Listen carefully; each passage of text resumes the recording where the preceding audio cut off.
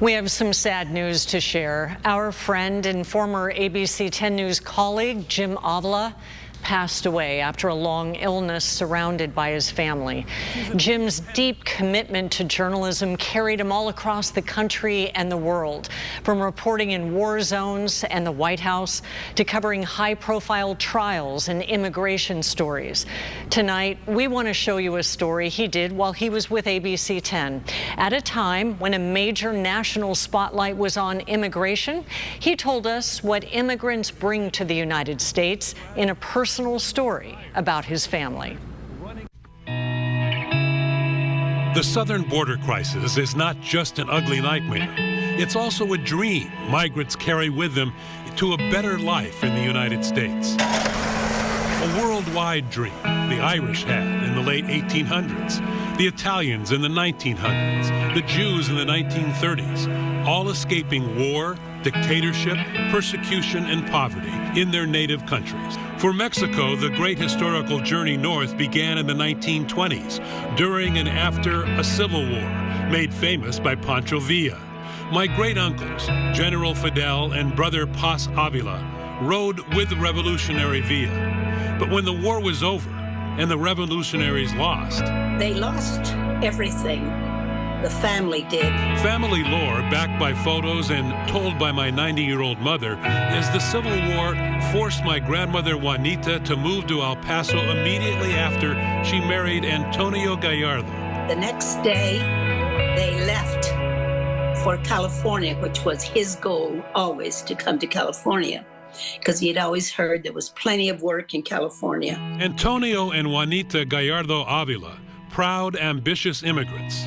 They were mama and papa to all of us grandkids, creating a prosperous legacy in just 2 generations here in the U.S. They wanted to be an American success story, which they were. In 1925, Antonio and Juanita piled into papa's Model T Ford and crossed the border. There were no strict immigration laws or border patrol to avoid. They just headed to California's Imperial Valley, applied for work permits and later green cards, and went to work in the fields, picking whatever was growing.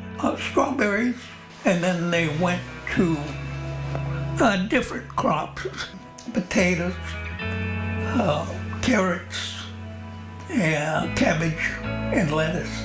Their life of hard work continued in Los Angeles. Papa left a hard-earned example for his 8 children, working 2 to 3 jobs all of his life.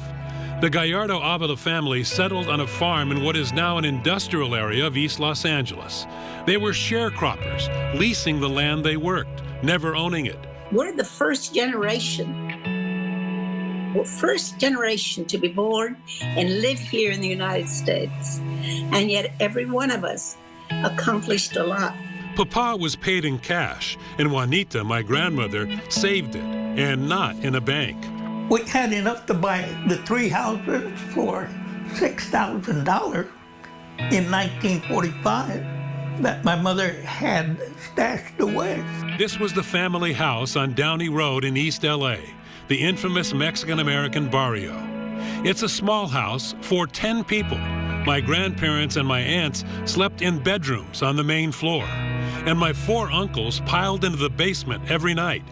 Remember, I said they were dirt poor. The floor, what was it made out of? Dirt.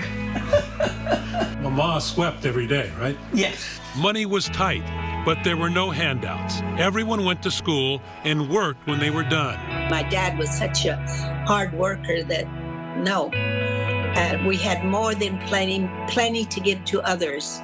The family had been in the country just 20 years when my oldest uncle, Tony, was drafted for World War II. It was a scary but proud time for this immigrant family.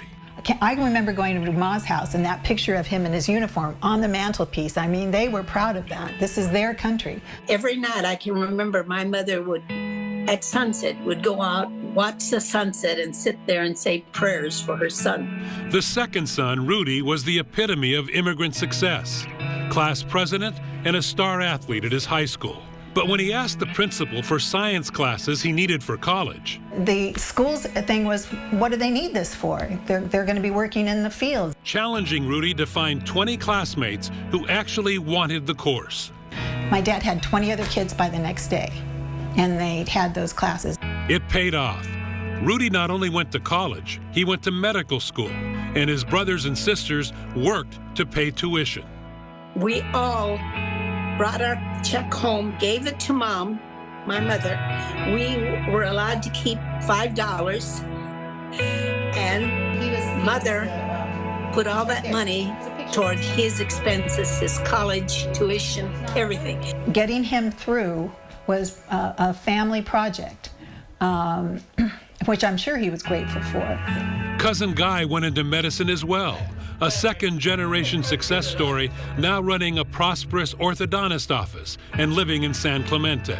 We need immigrants from all countries, and many of these people are so successful, and they're successful because they're willing to work. The Avila Gallardo immigrant family, who came here with nothing, never took government money, never committed a crime, and they are not alone. A Stanford 2023 study found that immigrants are incarcerated 30% less often than native-born Americans. Hard-working new Americans whose stories are too often lost in the politics of the border. And that's why my parents came here, for a better life, and they got it. It's an immigrant story more typical than rare. Jim Avila, Team 10, San Diego. And our prayers are with Jim's tight and loving family tonight. Jim Avila lived every day to tell stories and make life better for the disadvantaged. A friend to all of us here at ABC 10. We will miss him dearly. We'll be right back.